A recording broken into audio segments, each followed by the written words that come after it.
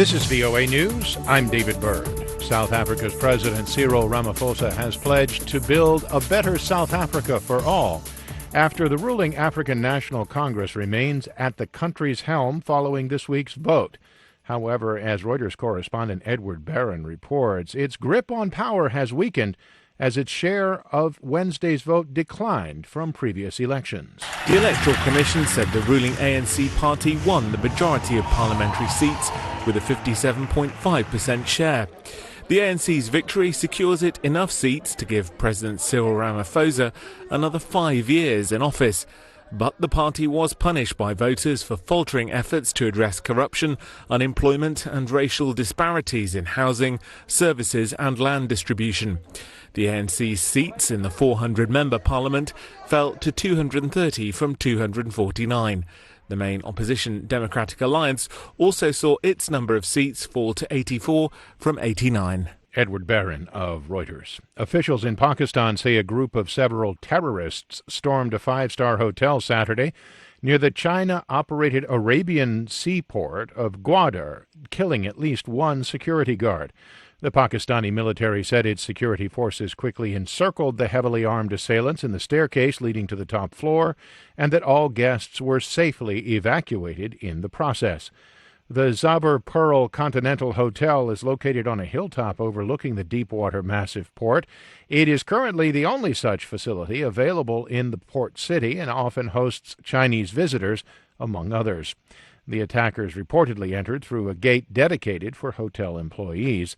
A separatist group known as the Baluchistan Liberation Army has taken responsibility for the attack. This is VOA News. Afghan officials say a former prominent female television journalist in Afghanistan has been killed in Kabul. An Interior Ministry spokesman says that Meena Mangal was shot dead by two men on a motorcycle in Kabul's 8th district early Saturday morning. Mangal had worked for more than a decade as a presenter for several Afghan television networks.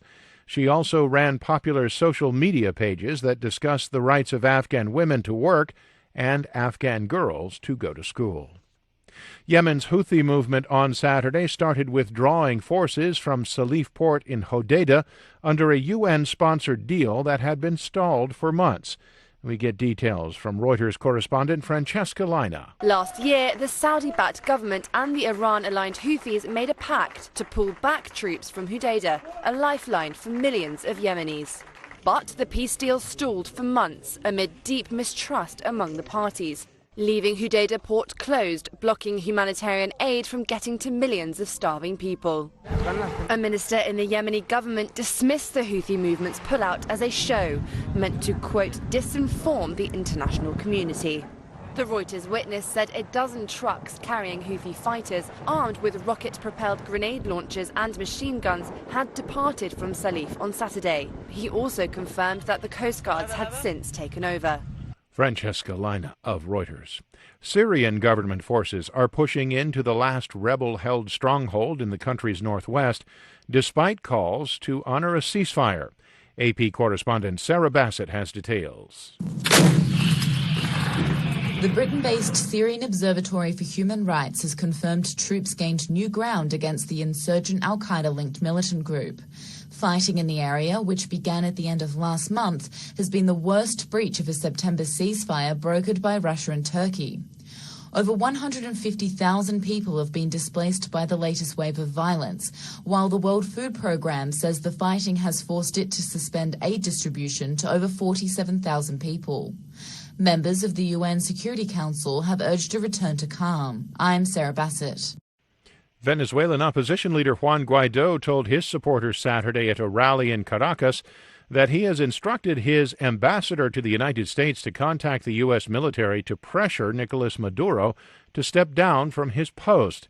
He spoke one day after a Venezuelan court Friday ordered Edgar Zambrano, a vice president of Guaido's opposition-controlled National Assembly, to be held at a military facility after being arrested earlier in the week.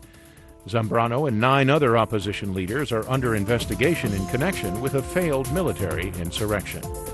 I'm David Byrd, VOA News.